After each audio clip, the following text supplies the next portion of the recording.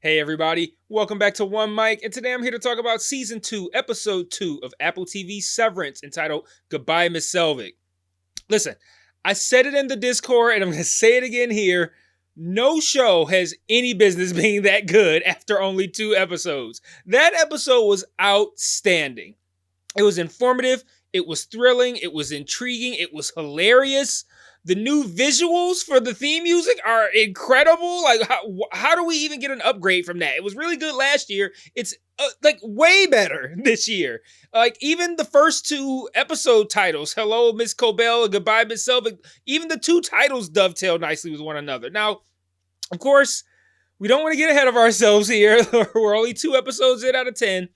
But when a show starts off this strong, you can't help but expect good things and get excited for what's to come. And after that episode, I think we should all be granted at least like a week of hyperbole, because this show is doing so many cool, noteworthy, and unprecedented things. So just like last week, this episode picks up right where the season 1 finale left off, but for the outies instead of the innies. We've seen virtually nothing of the outies' lives on this show aside from Mark, so this episode was bound to be impactful, and to call it just impactful would be doing it a huge disservice. One of the things I loved about this episode is how it answered almost all of the questions that I raised in my video for episode 1, and I don't think I was right about anything. And I don't sit here arrogantly like, I can't believe I was wrong. I sit here impressed that this show continues to subvert my expectations at every turn. Like in my video for the premiere, I posed the question of why the outies changed their minds and allowed the innies to return to Lumen. You know, I theorized that maybe the outies entered into some kind of agreement with Lumen where they would allow the innies to return to work and to be spied upon. Now, in my defense, my mind went in that direction because I made the mistake. This is 100% on me. I made the mistake of believing Milkshake when he said that the outies had become famous and that they didn't want to come back to work. It's been 5 months that we found out that wasn't true.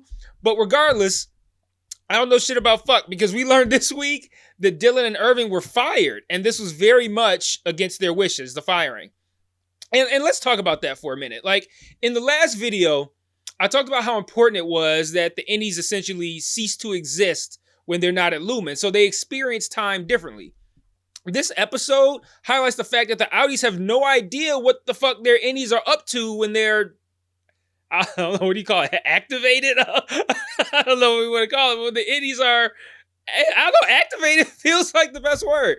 But Mark, Helly, Dylan, and Irving's outies, they have no clue what the innies were doing during that season 1 finale when the innies were activated. And that fuels Milkshake's actions in this episode. Now, obviously, you know, nothing can really be done with or to Helly. You know, she's Helena Egan. She's in charge. She's going to be directly involved in the containment as well. We see this in this episode. But Mark, Dylan, and Irving are potential liabilities, and the Lumen board needs to find out what they know and who they might have talked to. Dylan was obviously at work orchestrating the whole thing, so that's his involvement. Irving, the outie Irving, was at home, and he went to go visit Bert when any Irving came alive, which, at least at the time, no one knew about that. I now, after this episode, question whether or not that was known. But we'll get to we'll get to that about Irving. But I mean, there was really only one thing to talk about with Irving, and it just makes me think that maybe he was noticed when he did this. But they were both fired because they couldn't have talked to anyone, and firing their outies essentially kills the innies, thus containing the problem. And also, let me just say, the scenes where Milkshake fired them were great scenes. Like, you could tell that he genuinely respects them and he didn't want to have to do that. Like, I think we even see him with tears in his eyes when he's firing Dylan. And it's just a couple of great scenes that can be easily missed in a great episode that's replete with great scenes. Like, you know, when everything else is more... is easier to be talked about around the water cooler. Is that even a thing anymore? But those big things can obscure something like this. And I thought those scenes where Milkshake had to fire them were both really great scenes. All this plays out over Helena issuing a statement blaming her loose lips on drunkenness, which, I mean, man, I wish we all could get away with that, right? Anyway, Mark's different. he was at a party. He talked to other people. He learned things. And they have to find out what, they being the board and Milkshake, they need to find out what he knows. So rather than firing him, they instead need to stop him from quitting, which is what it seems like he wants to do. Only a show with such a creative conceit like the Severance concept can create these sorts of like dynamics and situations. And that is like endlessly fucking cool. And they keep finding cool new things to do with it. Like, for example, the scene of Helly watching her interact with and then kiss Mark. Like, you can come up with a lot of theories about that, but like, what a complete and total mindfuck that has to be, and what a cool thing to be able to write on a page in your script. Like on the surface, Helly is watching her actual self, a self that you're entirely unfamiliar with, but it's still you, develop a loving relationship with another severed individual who has a dead wife on the outside. Like, only on this show does a sentence like that make sense. And only on this show, man. They do some wild shit. Hey everybody, I just want to take a small break from this review to talk about the various other ways you can engage with me on other platforms. If you're so inclined, and I understand why you wouldn't, I am an acquired taste, but you can join the Patreon where you can get extra content like retro reviews, where I review old shows and movies to see if they still hold up today, Mike's Musings, where I talk about shows I'm watching that I don't cover on the channel, or Mike's VOD, where you can commission me to watch a show, which I will then review on the channel. And if you want to engage with me and chat with me more directly, I also implore you to join the Discord and follow the Facebook page. I set up channels in the Discord for all of us to discuss the shows I'm reviewing on the channel, and I also drop new videos in there, since it's the easiest platform for me to share to from my phone. The Facebook can be really fun because I sort of live comment on shows I'm watching, often while under the influence, I'm not going to lie. And I'll also share news there, both about television and film, and about myself as well. So if you like my content, you want to be more engaged, you think I'm charming, or you simply want to show support, feel free to sign up for the Patreon or join the Discord or Facebook today. Links to all platforms are in every video description. Remember to share all my shit to your respective social media platforms. And now back to this review. Whew. So, Irving and Dylan, they both get fired and they handle it pretty differently. We don't see much of Irving, but his biggest scene in this episode is a pretty big noodle scratcher. We see him at a payphone, and he says, and I got you can't really hear it that well, but I got this from the subtitles, and I paused it and wrote it down. He says, "Okay, you're not picking up. I get it. I want you to know my innie got the message." And then we see Bert sitting in a car watching him at the payphone. So, like, all sorts of questions there. Why did he have to use a payphone? It's first and foremost. Two, why was there one located right outside like that? Like, I don't even know where I could go to find a payphone anymore. But aside from that, why would Bert be following Irving's Audi? How are they connected in the outside world? Like, I would think that they were working together on something to maybe, like, tear down Lumen from the inside, but if so, why would Bert not be taking calls from Irving? Like, why would he be watching him like that in secret? Like, because he'd been fired? Like, I don't know, but let me know what you think about Irving in the comments, but all I found was intrigue, and I can't even guess on a theory about what's going on with Irving right now. Dylan, on the other hand, this is the first time we've really seen Audi Dylan's life, but by and large, he seems to be pretty similar to the Innie version. It's just that, and I think we see this in the body language, in the behavior. It's like the Innie version seems to carry a lot less pain and a lot less weight, mental anguish. You know, the Audi version seems like life is taking a toll on him. So to be fired from a job like that, was like a job that from his perspective, he ain't got to work. Like, he goes to work and then he leaves. Like, he doesn't actually, like, from his perspective, he don't actually be at work. That was a stupid sounding sentence. I'm going to keep it there. He don't actually be at work. He just goes and then leaves. And to lose that job, like, that's got to be pretty crushing. That's a really easy job to have. Yet somehow it results in what will probably be the funniest scene of the entire year for me. Like, after I finished my notes for this video, because what I'm saying right now wasn't originally there, I read a couple of articles about the episode, and no one spoke highly of this scene to the degree that I experienced it. So I had to come back and point out in my notes that no one's really talking about this scene, because it was mind-boggling to me. So after Dylan gets fired, he has to find a new job. And he interviews at, I shit you not, a door factory. And this fucking interview, man, like, they start off talking about doors, like, like these motherfuckers are fans of doors. Like the interview was like flat finish or eggshell, and Dylan's like semi-gloss, like trick question. And I'm just sitting there like, what the fuck is even happening right now? All I could think about was like the box factory from The Simpsons and shit. Then the interviewer's like, do you like kickball? And Dylan's like as a fun sport or like it's something to do professionally.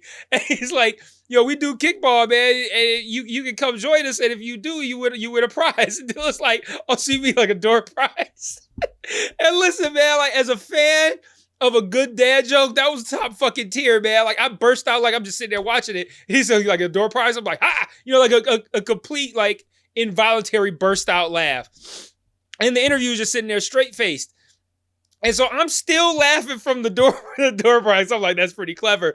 And the interview's like, oh, so you worked at Lumen? He's like, they make their doors in-house. The fucking hubris. And I'm just like, wait, hold on. Like I had to pause it and rewind it. And now I'm like in tears because I'm like, wait, did he just say that Lumen makes their doors in-house and call that hubris? And I'm like rewind it. I'm like, oh my God, dog. Like this scene is so fucking funny. Now I'm crying, laughing. And through my own laughter and tears, I hear the guy learn that Dylan was a Severed employee there. He's like, we need a certain kind of person here. Not a certain two types of people. What do you think this is? A fucking carpet factory? I'm like, what? like, I swear for a split second I might have died. Like, I just came back like, is it like this is some kind of disreputable, low standard, having-ass carpet factory where we just accept two people like in one? Like the fuck out of here, man. We have standards at this door factory. I don't know what kind of factory you think this is, but we make doors here. Man, I'm still haven't recovered. It took me a good minute to recover from that. Like, have you ever seen somebody laughing so hard at something that you don't even think is funny, but they're laughing so hard that you start laughing it just because of how hard they're laughing? Like, that's how hard I was laughing. Like, anybody in the room would have found that to be the funniest moment of the year, just watching how hard I was laughing. Like, for the next like 45 minutes, I'm like, what do you think this is, a fucking carpet factory? He didn't even say fucking, but like, you add that in there, it makes it funnier. But man, that was so funny. Man, and I loved Kunk on Life. Kunk on Life. That was the one that came out this year. But man, that scene, oh man, I don't think I laughed that hard at anything in Kunk on Life. All right, let's get ourselves together here. Whew. All right, so Dylan's kind of shitty to his wife after that, but he quickly gets it together, and there's just something about Outie Dylan's demeanor that just lets you know he's dealing with some serious pain. But the focus of the episode is on Helly and Mark. When Helly exits and ceases to exist, and Helen returns at the event that she was at in the season 1 finale, we see her father call her a fetid boppet, and we meet a new character who we later learn his name, Mr. Drummond. That's the big dude that's in all the scenes that Helena is in. And Helena wants the situation contained, and she tasks Milkshake with doing so, which is how we end up with the firings that we've already talked about and the conversations with Mark that we're going to be talking about in a minute. She then proceeds to blow smoke up Miss Selvig's ass by saying that she's being promoted to the Severance Advisory Council. And Miss Selvig's like, I don't know what the fuck that is. And Helena's like, yeah, because I just made it up as an excuse to stash you away somewhere. And Miss Selvig sees right through this, and she dips out. And the last time we see Helena / Helly, she's returning to work because the board has agreed that Mark is going to get his team back, including Helly R. Otherwise, he won't finish Cold Harbor. And this seems like the perfect time to close out by segueing into talking about Mark S. I called him Mark S. We see Mark W. get fired as Mark S. is walking in this episode, which again, I feel like we're going to see, Gwendolyn, Dario, and Mark W. I feel like we're going to see them again. Anyway, we get several scenes in this episode of Mark discussing what went down at the party with his sister and his brother-in-law, with the main focus being on what he meant when he said she's alive. Everyone tells themselves that he was referring to the baby, which, if you recall, it was missing momentarily, having been taken by Miss Selvig. They know deep down, and we know, literally on the surface, that he was referring to his wife, Gemma. He had a picture of her in his hand at the time, all that. Throughout these conversations and the conversation that Mark had with Milkshake, we learned kind of a lot. Like, so for starters, the Innies were awake in their world for 39 minutes. I don't know why I found that so shocking, but that's a long ass time. We learned it hasn't been 5 months. It's just been a weekend. Milkshake learns that Mark's sister and brother-in-law both interacted with Mark's Innie. And then they learn about the true nature of Miss Selvig / Miss Coble. But it's okay because Milkshake promises that she's never going to bedevil them again.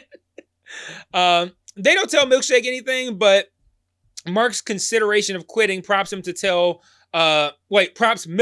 to tell Mark that he thinks that Mark's Innie was brave and that he doesn't want to reward that bravery with non-existence, which I thought was a great line. We also learned that Mark confirmed his wife's body, which raises the again, even larger question of who the fuck is Miss Casey? Because, like, it's one thing we're like, oh shit, Miss Casey is his dead wife. And then, like, at the end of season 1, I was just like, okay, well, maybe she's not dead. Then they're like, he confirmed her body. I'm like, wait, okay, hold on now. Who is this person? But we'll get to that in a moment when we talk about Cold Harbor. Milkshake shows up at Mark's house, which I noted while watching that it was smart to return again when he was alone and didn't have his sister and brother-in-law there. And they share a great scene in which Milkshake talks about what Mark said was his reasoning for wanting to be severed. And he says that Mark said that every day felt like a year and that it felt like he was choking on his wife's ghost. And then he adds that Mark's Innie knows nothing of that pain and promises that one day that happiness will kind of like seep its way up into Mark. You know, the opposite of trickle down economics. Like it'll just trickle upward.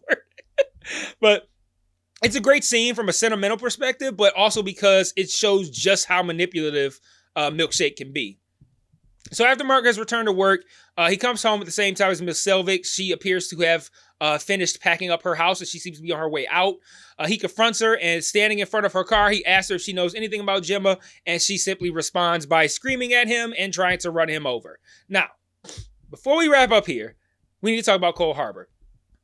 I didn't give it any time in my video for episode 1, but after learning this week that it's the entire reason that the board agreed to let Dylan, Irving, and Haley return, it's time we talk about it. So I went back to that final scene in episode 1, and I paused it a couple times on the shots of Mark's computer screen. So I want to talk about what I saw and what we can make of it. So on Mark's screen, the project's titled Cold Harbor. It's in the upper left part of the screen. I'm going to put that up here. If it's not already shown, I'm going to put that up here for you guys to look at while I talk. He drops his numbers into the third bucket. It shows 68%, and then it transitions into a shot of Gemma. I pause it again, and most of what you see on the screen doesn't make sense, but there's one section that seems to be like life vitals on the left-hand side of the screen. It has a temperature, it has a heart rate, I think it looks like a respiratory rate, stuff like that. And at the top, there's a part that says IDNO, which, I mean, to me, could be like ID number.